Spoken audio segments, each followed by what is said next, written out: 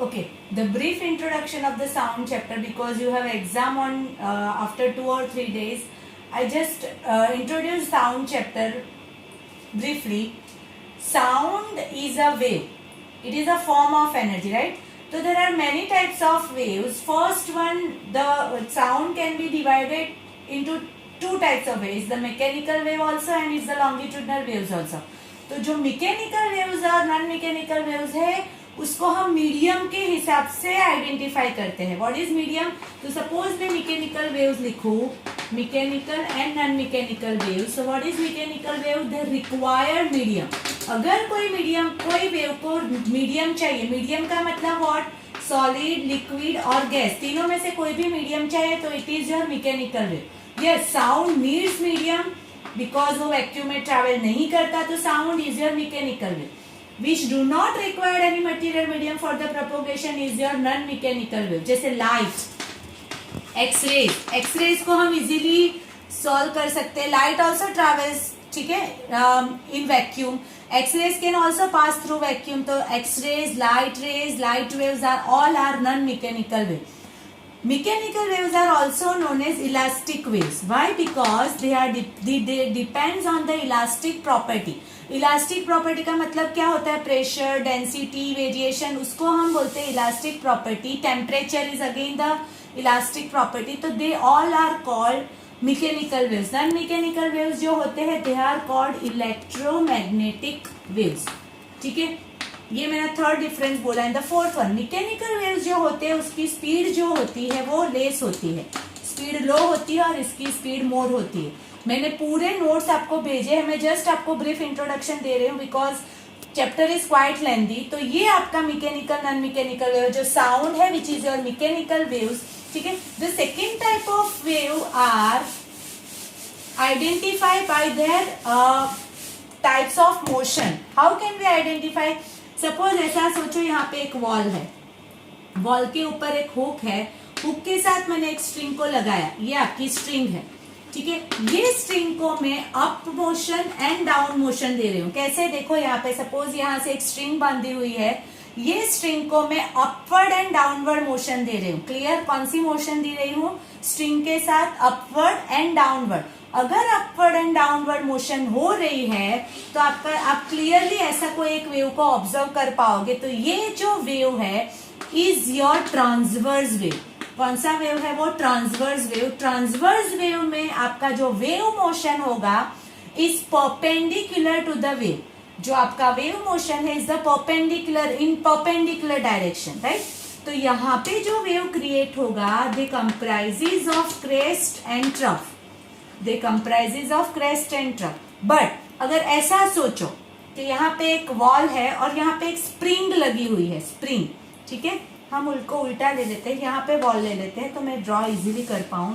Suppose ये आपकी spring है और ये स्प्रिंग को हम यहाँ से पुश कर रहे हैं और फिर उसको अगेन रिलीज कर रहे हैं. Push and release, push and release. तो क्या डायग्राम होगा एक बार देख लो जरा. ये अगर हम पुश पुल कर रहे हैं तो जो आपके स्प्रिंग है वो दूसरे के नजदीक आएगी, रिलीज करने के बाद वो दूर जाएगी. अगेन दे आर प्रेशर ज्यादा होने से वो करीब आएगी, दूर जाएगी. Again they are come together and then go close away. तो इस टाइप के वेव्स जो प्रोड्यूस हुए in a string when we give the direction parallel to the wave motion. अगर हमने वेव मोशन को पैरेलल डायरेक्शन, मतलब हमने इसको पुश किया, पुल किया, पुश किया, पुल किया, तो ये टाइप के जो वेव बने, यहाँ पे पहले प्रेशर वेरिएशन हाई है, हाई प्रेशर, फिर less low pressure, again high pressure, फिर लो प्रेशर. ठीक है, तो ये टाइप के जो वेव है उसको हम डिनोट करें तो ऐसे डिनोट होंगे. दिस टाइप ऑफ वेव कैसे बना रही हूं मैं? यहाँ तक हाई प्रेशर आना चाहिए, फिर यहाँ तक लो प्रेशर आना चाहिए, राइट? अगेन हाई प्रेशर, यहाँ पे लो प्रेशर है. तो ये जो टाइप ऑफ वेव है वो जो है वो कॉम्प्रेशन और रेरफेक्शन से बनेंगे. कॉम्प्रेशन और रेरफेक्शन. तो वो जो वेव है उसको हम बोलते हैं लॉन्गिट्यूडिनल वेव. Longitudinal wave. तो there are two types of wave. One is the transverse wave जो डेफिनेशन दी हुई है, and the longitudinal wave. The sound जो है is your longitudinal wave because they comprises of they are comprises of compression and rarefaction.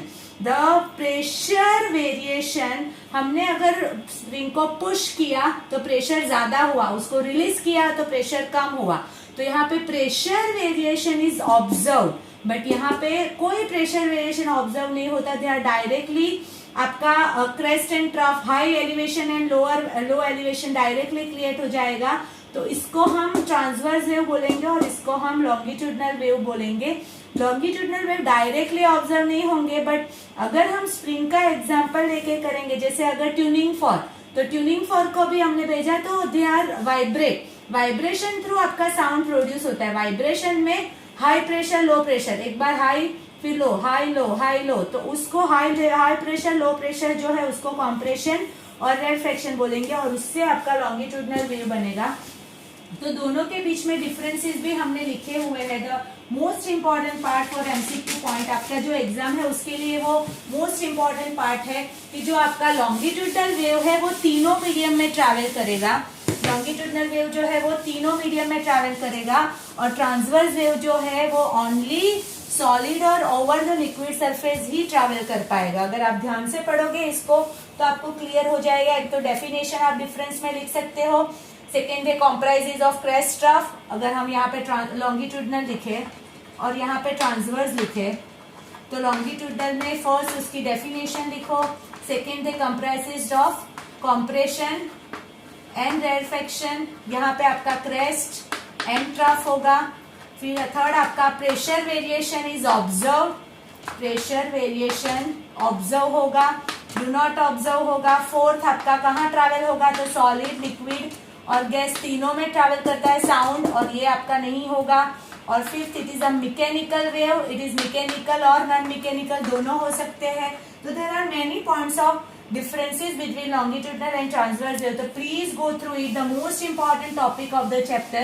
Sound always needs material medium for the propagation. It do not, sound waves do not travel in vacuum. They are always in propagate होंगे आपके medium through, solid liquid और gas through. ठीक है, तो जो speed of sound है वो सबसे ज्यादा किसमें होगी, स्पीड ऑफ साउंड जो है सबसे ज्यादा सॉलिड में होगी, फिर आपकी लिक्विड में और फिर आपकी gas. How can be identify, suppose ये आपका मेटल पार्ट है, अगर ये मेटल पार्ट पे मैंने आवाज मतलब साउंड को क्रिएट किया तो वो ज्यादा अमाउंट ऑफ साउंड प्रोड्यूस करेगा.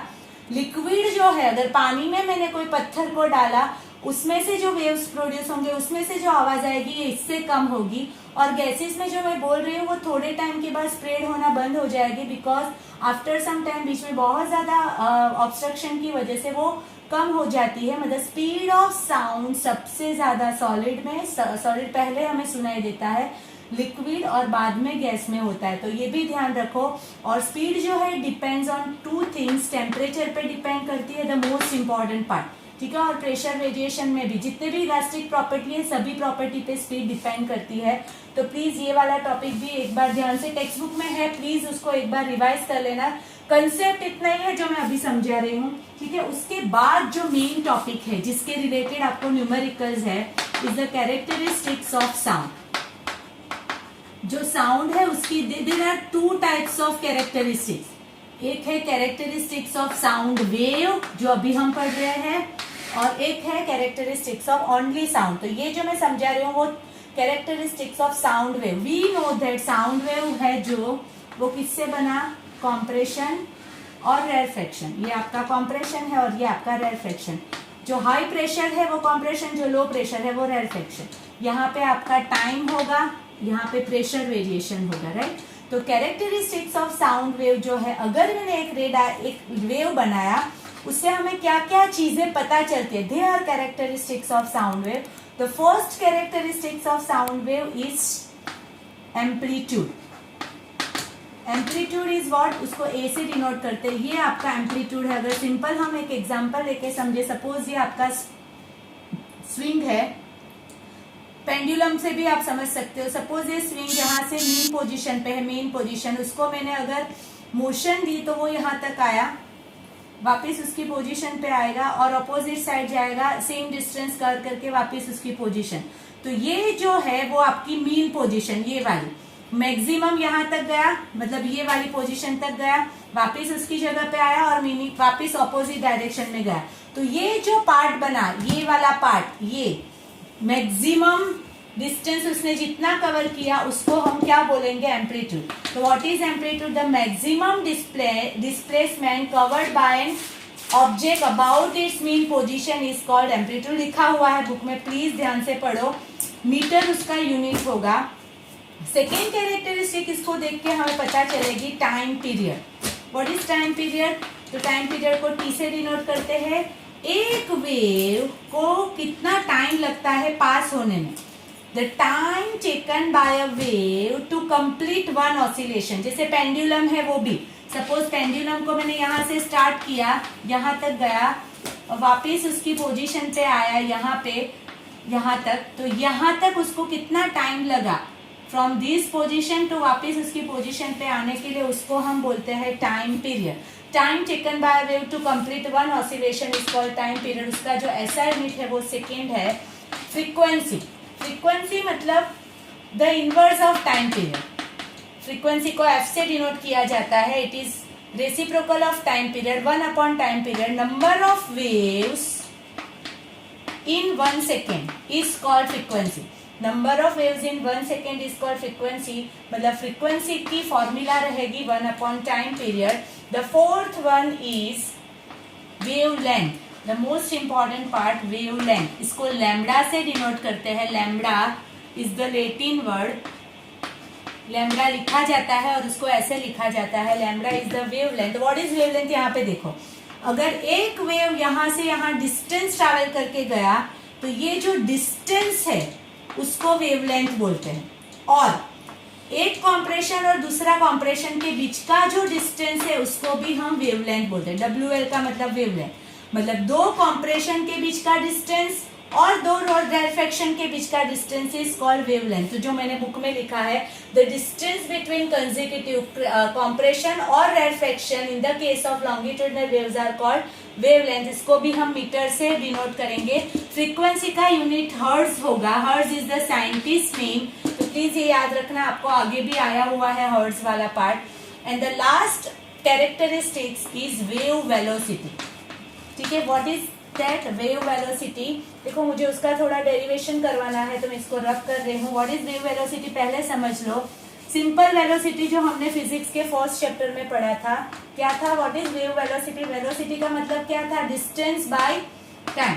तो यहाँ पे भी हम वही यूज करेंगे, distance covered by wave per unit time is called wave velocity. Wave velocity को v से डिनोट किया जाता है। डिस्टेंस कवर्ड बाय वेव को मैंने क्या लिखा है यहाँ पे? वेवलेंथ। तो यहाँ पे वेवलेंथ, और उसको कितना टाइम लगा तो उसको हम टाइम पीरियड बोलेंगे। तो v is equal to wavelength upon time period. Wavelength को हम लैम्डा से डिनोट करते हैं और टाइम पीरियड को हम t से डिनोट करते हैं। तो हमें मिला v is equal to lambda, but 1/t क्या होता है? f। अभी मैंने समझाया।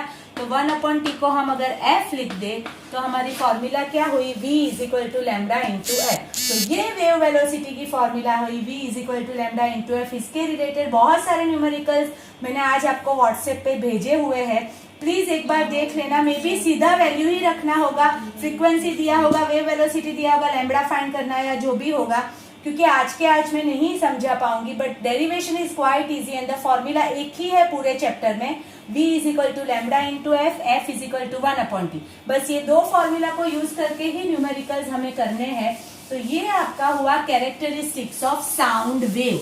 कैरेक्टरिस्टिक्स ऑफ साउंड वेव के बाद लास्ट टॉपिक जो आपका है वो है characteristics of sound. Characteristics of sound, हम तीन तरीके से साउंड को रिकॉग्नाइज कर सकते हैं। The first one is loudness. Loudness जो होता है वो एम्पलीट्यूड पे डिपेंड करता है। What is amplitude? तो अभी मैंने समझा, इसको एम्पलीट्यूड बोलते हैं। ये वाला जो पार्ट है उसको एम्पलीट्यूड बोलते हैं। उसका मतलब लाउड साउंड जो होगा उसका एम्पलीट्यूड क्या होगा? ज्यादा होगा। ठीक है, हाई, मैं हाई लिख देती हूँ, एम्पलीट्यूड हाई होगा। और जो सॉफ्ट साउंड है उसका एम्पलीट्यूड लो होगा। ठीक है, मतलब अगर मैं दो वेव को ड्रॉ करूं, जैसे मैंने यहाँ ड्रॉ किया, उसके बाजू में दूसरा वेव में ड्रॉ करूं जिसमें मैंने ऐसे ड्रॉ किया, तो कौन लो लाउड साउंड है, तो ये वाला लाउड साउंड होगा बिकॉज उसका एम्पलीट्यूड ज्यादा है, और ये वाला जो है वो सॉफ्ट साउंड होगा बिकॉज उसका एम्पलीट्यूड कम है। तो they are the first characteristics of sound is loudness. Loudness depends on amplitude. Loud sound का मतलब एम्पलीट्यूड ज्यादा एंड सॉफ्ट साउंड का मतलब एम्पलीट्यूड कम। ठीक है। The second characteristic is the pitch. Pitch जो है डिपेंड्स ऑन फ्रीक्वेंसी। पिच किस पे डिपेंड करती है? फ्रीक्वेंसी। फ्रीक्वेंसी का मतलब नंबर ऑफ वेव्स पर सेकेंड। देख लो एक बार, सपोज 1 सेकेंड यहाँ कंप्लीट हो रहा है और इसका 1 सेकेंड यहाँ कंप्लीट हो रहा है, दोनों का 1 सेकेंड मैंने ड्रॉ किया। 1 सेकेंड में यहाँ पे सिर्फ 3 वेव ड्रॉ कंप्लीट हुए और यहाँ पे 1 सेकेंड में बहुत सारे वेव कंप्लीट हुए। ठीक है। तो यहाँ पे आपके कम फ्रीक्वेंसी है और इसकी फ्रीक्वेंसी ज्यादा है। जिसकी फ्रीक्वेंसी कम होती है वो लो पिच साउंड होगा और जिसकी फ्रीक्वेंसी ज्यादा होती है वो हाई पिच साउंड होगा। लो पिच साउंड मतलब फ्रीक्वेंसी कम, 1 सेकेंड में कम वेव पास हुए और यहाँ पे 1 सेकेंड में ज्यादा वेव्स पास हुए, उसको हाई पिच साउंड बोलते हैं। ठीक है। तो this is the second characteristics which depends on frequency.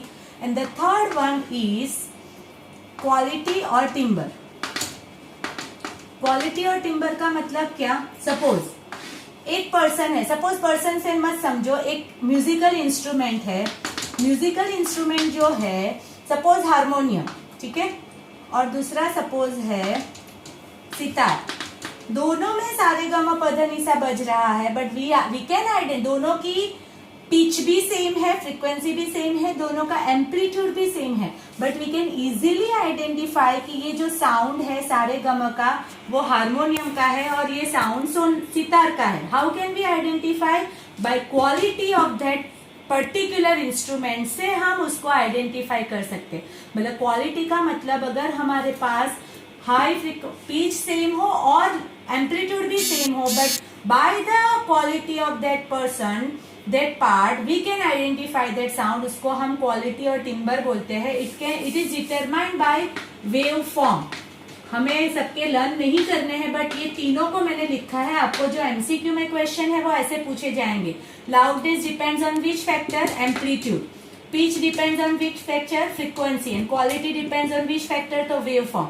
तो ये हमारा चैप्टर खत्म हुआ यहाँ तक। एंड द लास्ट टॉपिक जो शायद आपका है वो है I think so reflection of sound. तो what is reflection of sound? Same आपका जो आपने लाइट पढ़ा था वो ही, the bouncing back of the sound wave into the same medium is called reflection of sound. ये आपका पॉइंट ऑफ इंसिडेंस होगा, ये आपका नॉर्मल रे होगा, ये आपका इंसिडेंट साउंड वेव होगा और ये आपका रिफ्लेक्टेड साउंड वेव होगा।